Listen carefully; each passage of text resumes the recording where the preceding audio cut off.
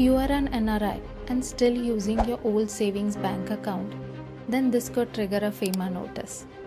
I'll explain NRE, NRO and FCNR using 3 buckets. Every rupee or dollar must go into the right ones to stay compliant. NRE account is for income earned outside India. Funds come in foreign currency, gets converted into Indian rupees and sit here.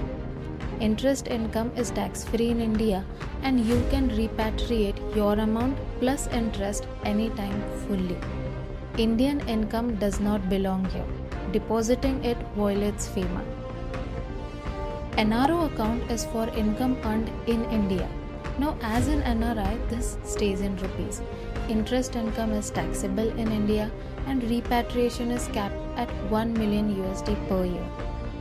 FCNR account is for foreign income.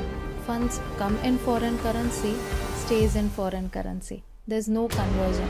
USD remains USD. It is fixed deposits protecting against rupee fluctuations. Interest income is tax-free in India and you can repatriate your amount plus interest anytime fully. These are the few things you need to follow to avoid Fema notices.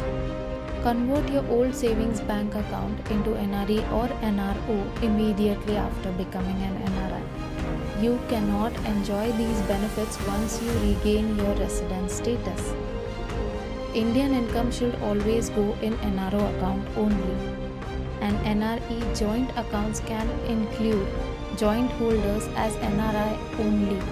No residents are allowed. Ignoring NRI account rules triggers hefty penalties under Fema, such as 3 times the amount involved, 2 lakhs if amount is unquantifiable, plus 5,000 rupees per day for an ongoing offence.